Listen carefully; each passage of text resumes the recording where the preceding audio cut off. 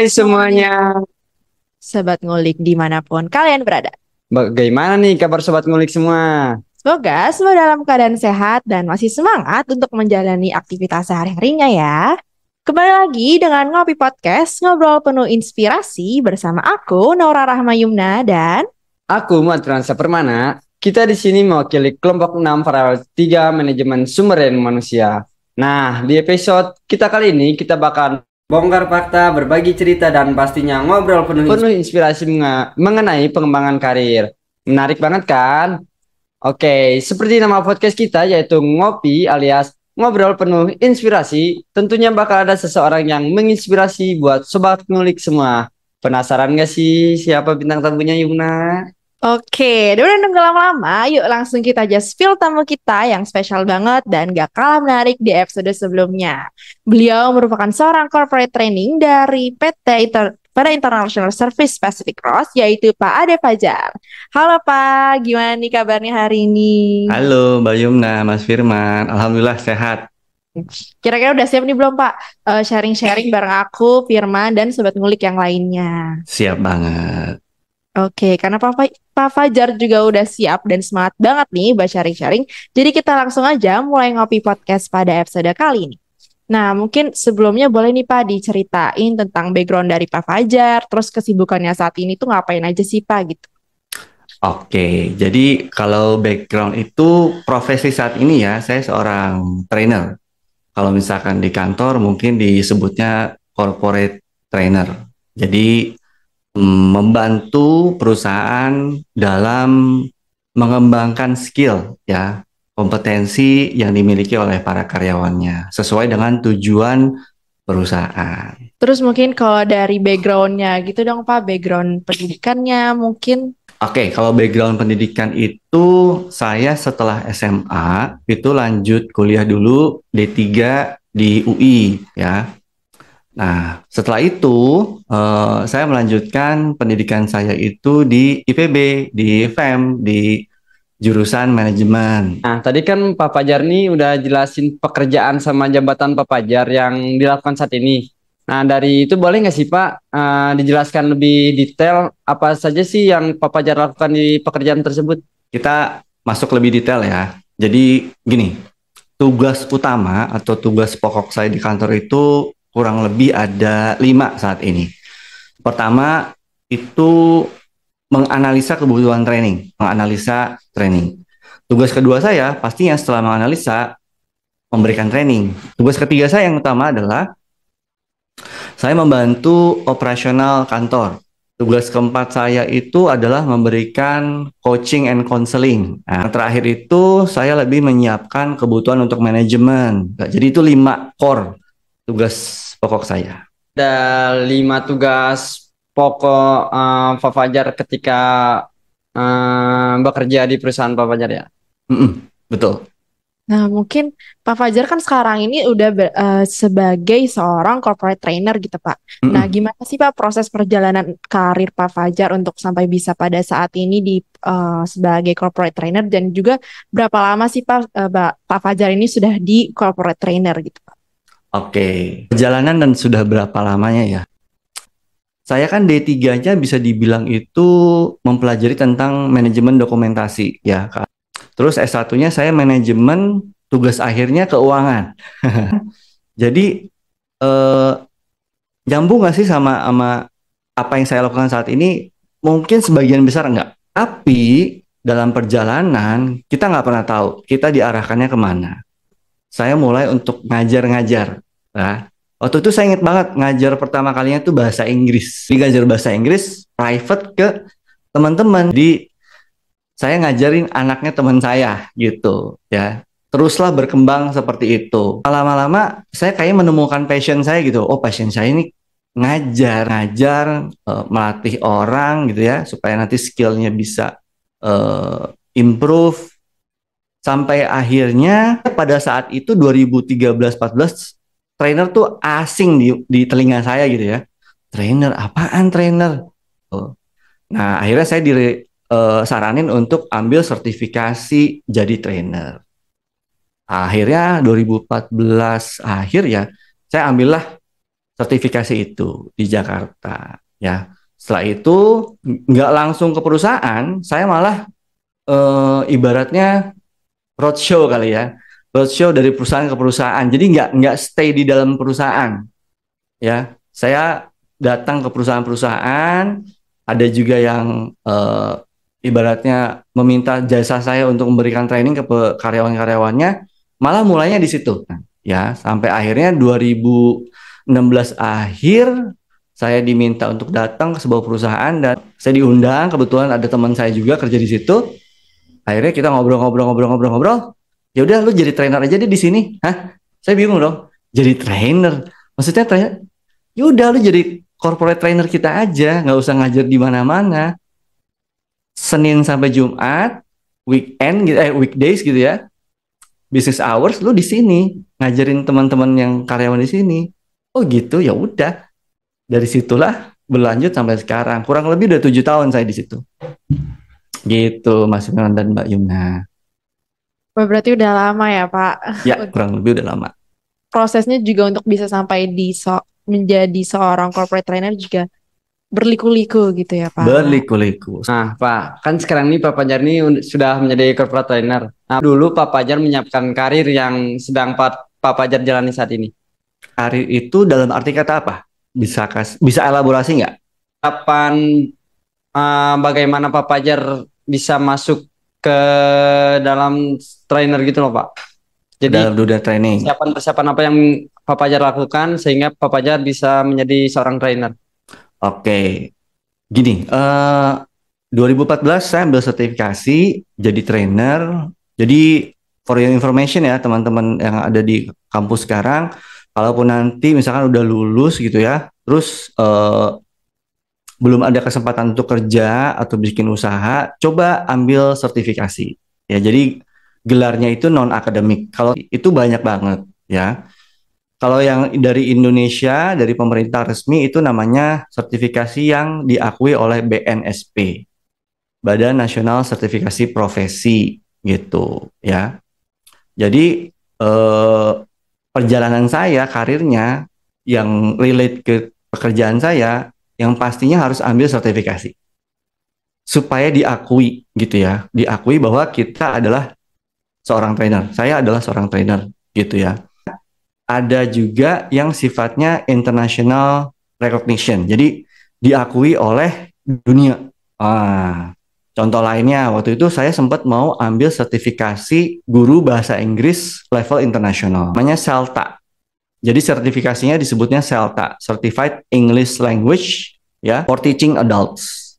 Gitu. Itu yang ngeluarin Cambridge. Jadi kalau kita punya CELTA, terus kita mau ngajar di Asia, mau ngajar di benua Afrika, mau ngajar di benua Australia, Amerika, boleh banget. Simple, mungkin teman-teman kalau mau ambil sertifikasi yang paling simple ya, kalau mau nih, itu dari Microsoft.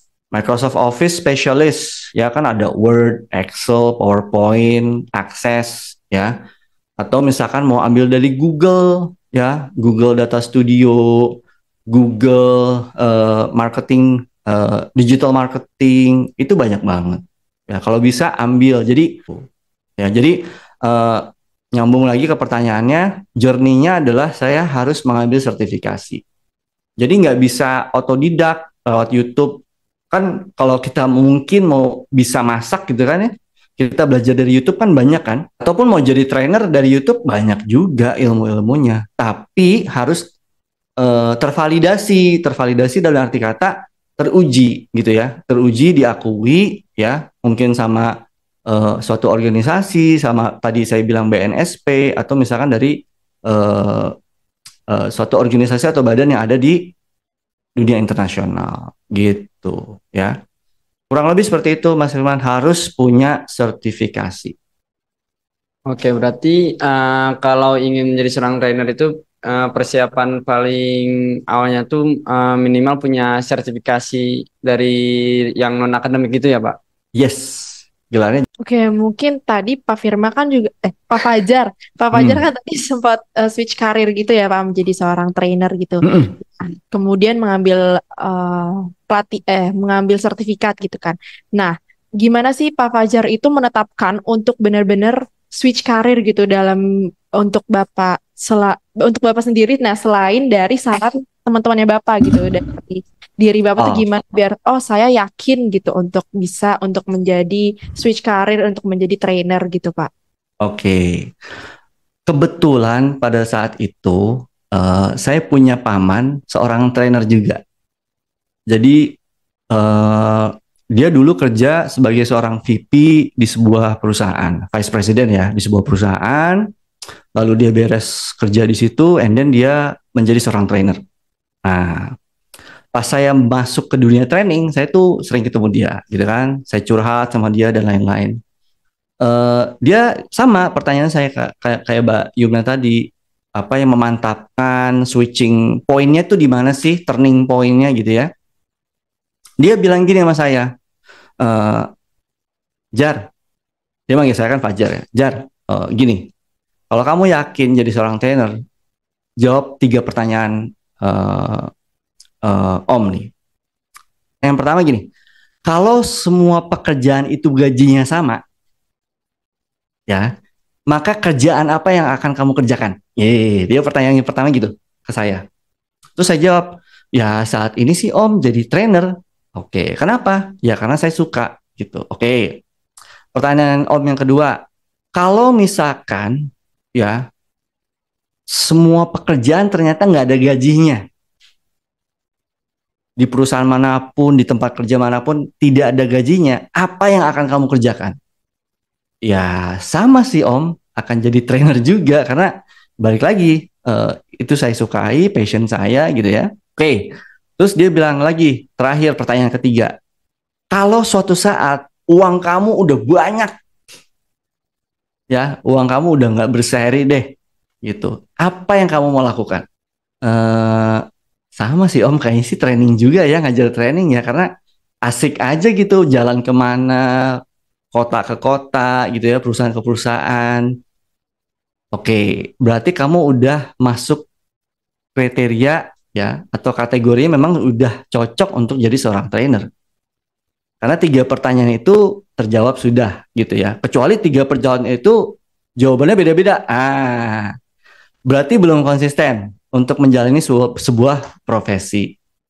Dan setelah saya baca-baca buku atau literasi lainnya gitu ya, ternyata prinsip ini ada di prinsipnya Jepang, orang Jepang. Namanya Ikigai. Pernah dengar nggak? Ya kan? Jadi kurang lebih gini, ada 4 aspek di situ ya, ada 4 eh, proses di situ. Nomor 1, apa yang kamu suka? Mas Firman nih, suka nggak misalkan main gitar? Oh suka Pak Fajar, saya suka main gitar. Oke, aspek pertama terlengkapi ya.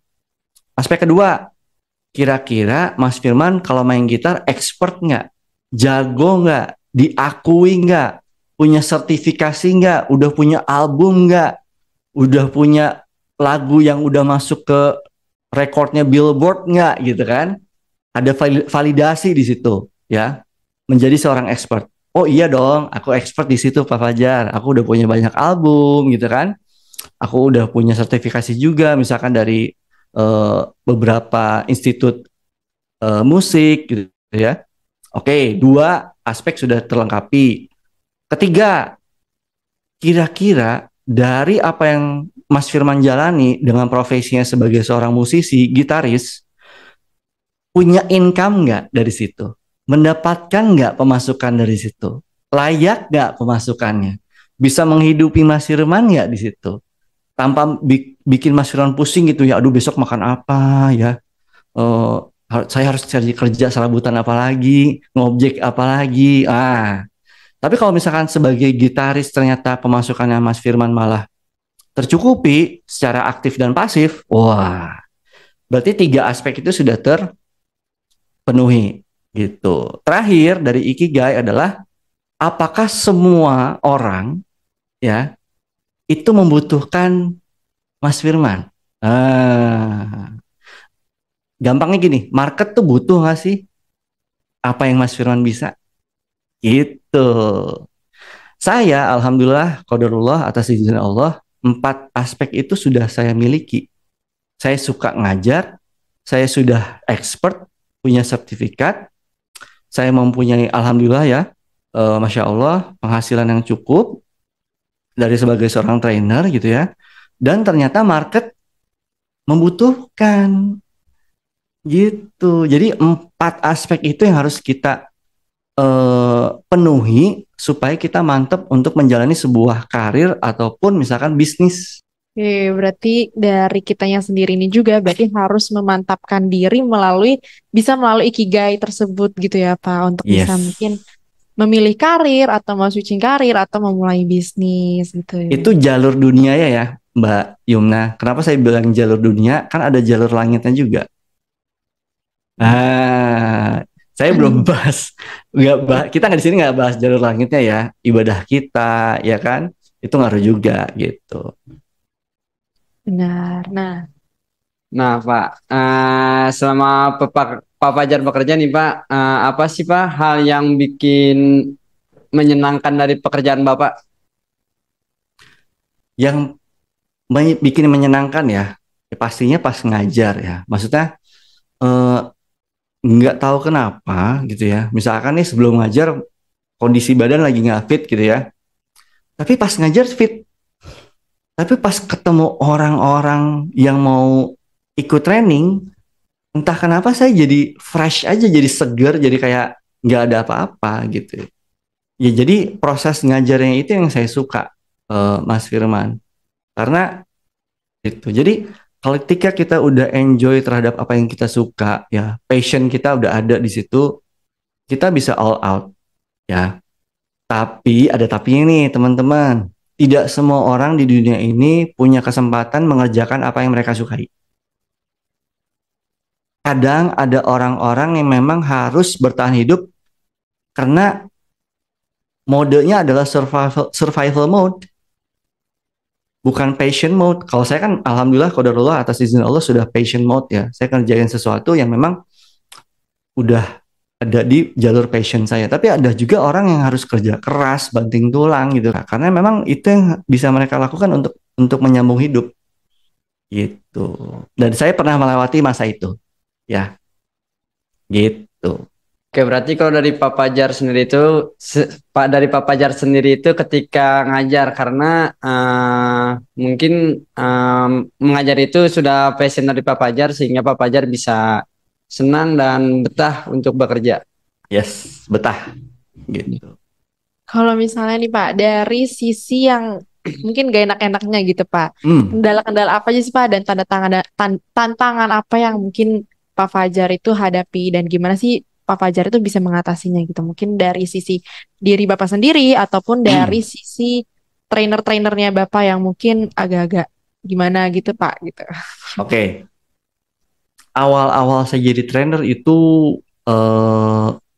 sulit. Ya. Kenapa? Karena waktu itu saya harus menyiapkan bahan untuk ngajar kan. Sedangkan bahan untuk ngajar itu misalkan saya harus ngajar 1 hari full. Ya. Ngajar 1 hari full, offline ketemu tatap muka gitu kan. Ada riset yang menyatakan gini dari Andrew Carnegie Institute ya. 1 jam pelatihan ya. 1 jam sesi pelatihan itu sama dengan 8 jam riset. Jadi kalau Mbak Yumna Mas Firman nih harus ngajar 8 jam, berarti risetnya berapa lama persiapannya? 40 jam tuh Pak berarti. 64.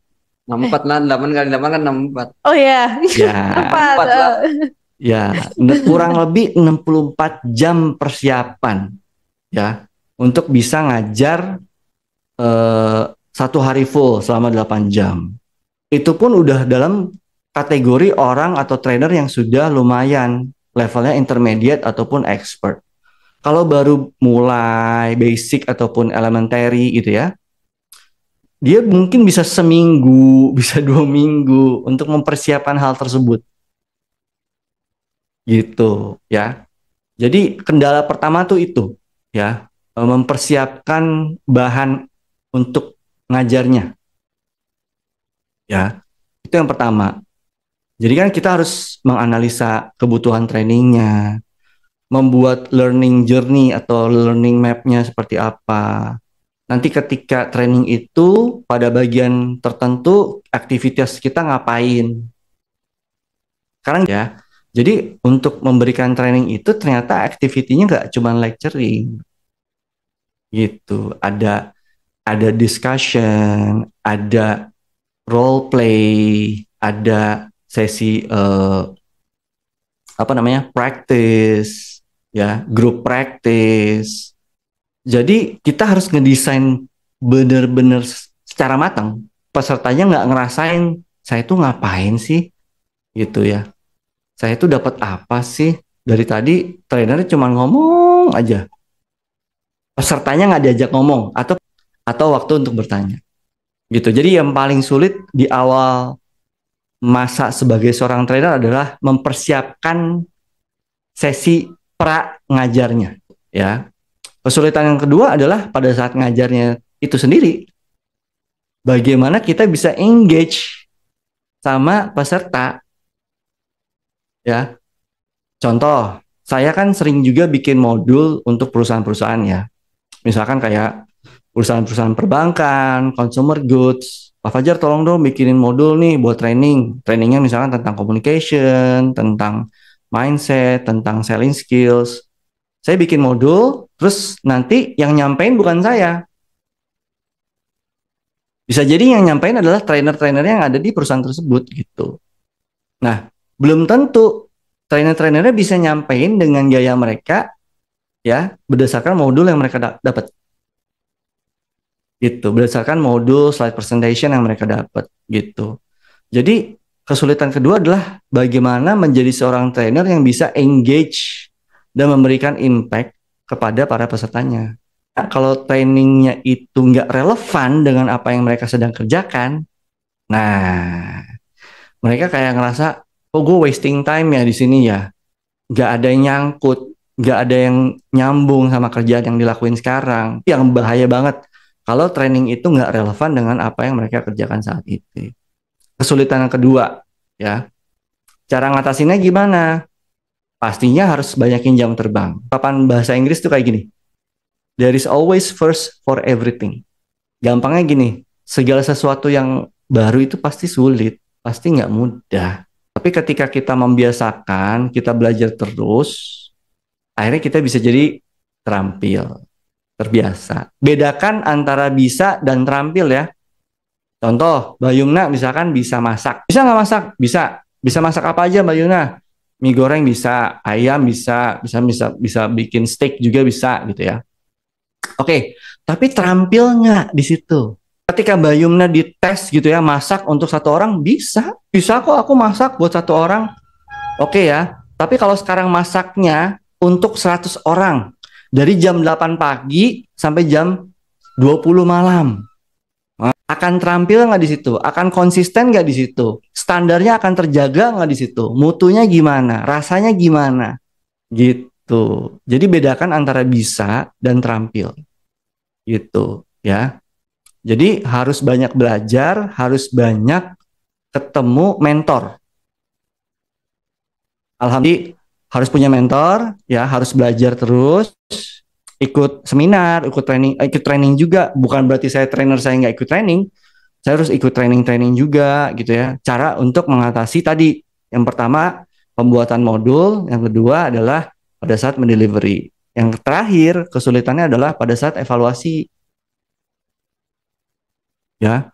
Jadi ketika trainingnya selesai bukan berarti semuanya selesai. Apalagi di perusahaan. Oh, enggak. Ya. Indikator training itu beres atau berhasil, tahu nggak kira-kira apa? Mungkin ketika nanti si karyawan-karyawan itu bisa melaksanakan atau meningkatkan dari kinerjanya gitu, Pak. Oke, ya. Salah satunya mungkin objektifnya ataupun ukurannya keberhasilan adalah kinerja yang mereka meningkat, ya kan? Nah, tapi gini, jadi kurang lebih ada 3-4 lah ya. Ukuran sebuah training itu berhasil gitu. Yang pasti yang pertama, training itu bisa dibilang nggak berhasil kalau misalkan peserta tidak mengimplementasikan apa yang ditrainingkan, tidak menjalankan apa yang ditrainingkan gitu ya. Kedua, misalkan dia menjalankan ya, tapi tidak ada impact. So the training doesn't work gitu ya. Ketiga, udah dijalanin, berhasil, tapi tidak konsisten. Nah, ya. Yang terakhir, ketika ke training itu berhasil sebenarnya adalah ketika dia bisa mengimplementasikan, ada hasil dan konsisten. Tuh, ya. Nah, itu evaluasi susah itu. Jadi kadang si pesertanya nggak semuanya berhasil dan konsisten, ya. Yang tidak berhasil dan konsisten, mereka akan dapat program coaching, ya. Mereka akan di coaching. Jadi jangan salah kaprah ya. Orang-orang yang di coaching itu belum tentu mereka yang jelek prestasinya, enggak. Mereka sebenarnya bagus, cuman harus dipantau, harus ya lebih banyak lah pemantauannya gitu ya. Nggak bisa dilepas langsung gitu. Ya, jadi paling susah itu salah satunya, yang ketiga adalah tadi proses evaluasi trainingnya. Karena tidak semua training berjalan lancar, ya bisa jadi karena pesertanya, atau bisa jadi karena trainernya, ataupun materi yang tidak relevan dengan si trainingnya. Maka apa yang harus saya lakukan di situ? Ya saya evaluasi lagi. Saya ketemu lagi sama mungkin leader-leader, ya saya ketemu lagi sama pesertanya, brainstorming lagi, diskusi lagi, ya. Jadi sebagai trainer nggak boleh ngerasa kita tahu semua, kita bisa semua, bahwa apa yang saya sampaikan itu udah benar semua, nggak bisa. Ya, karena trainer itu sejatinya bukan untuk merubah orang. Tergantung. Jadi kalau kata Pak Jamil Azaini, ya, trainer itu tugasnya adalah mengarahkan, menunjukkan, ya, menginformasikan bahwa ada ini loh, bisa ini loh, gitu, ya. Bisa apa enggaknya ke depan, konsistennya mereka ke depan, tergantung mereka sendiri. Jadi jangan. Berarti mulai dari kendala-kendala yang Pak Fajar hadapi itu mulai dari pra mengajar, saat mengajar, kemudian pas evaluasinya. Nah, kemudian untuk gimana sih Pak Fajar mengatasinya itu bisa mulai dari mentoring, kemudian belajar lagi, ngajak gitu ya Pak. Minta mungkin bisa menanyakan ke mentor Bapak gitu ya. Yes. Tantangan-tantangan yang Pak Fajar hadapi. Iya. Nah, mungkin pertanyaan tadi itu menjadi pertanyaan terakhir untuk podcast kita kali ini, Pak. Nggak kerasa banget kita udah berapa 1 jam Pak, ya? Untuk share-share sama Pak Fajar kali ini. Nah, aku mau ngucapin terima kasih pada Pak Fajar sudah bersedia untuk sama-sama meluangkan waktunya untuk share bersama aku dan teman-teman dan mungkin sobat ngulik yang ada di rumah gitu. Sama-sama. Dan tak lupa juga terima kasih kepada Surya yang sudah mendukung kita dengan mikrofon yang sangat bagus, yaitu M57 dan juga headphone yang gak kalah keren, yaitu SRH 440 SRH 440, sehingga membantu kualitas podcast kita menjadi lebih baik. Dan aku mau ngingetin nih buat sobat ngulik, jangan lupa buat follow dan dengerin podcast Future Star IPB di Spotify yang berisi banyak inspirasi dan juga manfaat. Nah, tapi bagi sobat ngulik yang gak punya Spotify, jangan berkecil hati dulu, karena sobat ngulik juga bisa nonton Ngopi Podcast di YouTube Center of Management, dan pastinya jangan lupa untuk like, comment, dan subscribe. Aku Naura Rahma Yumna dan Muhammad Firmansyah Permana dari Manajemen IPB University pamit undur diri. And see you in the next podcast. Dan Terima kasih untuk Sobat Ngulik yang udah ngedengerin Ngopi Podcast kali ini. Dan jangan lupa untuk tetap stay tune di Ngobrol Penuh Inspirasi selanjutnya. Bye-bye!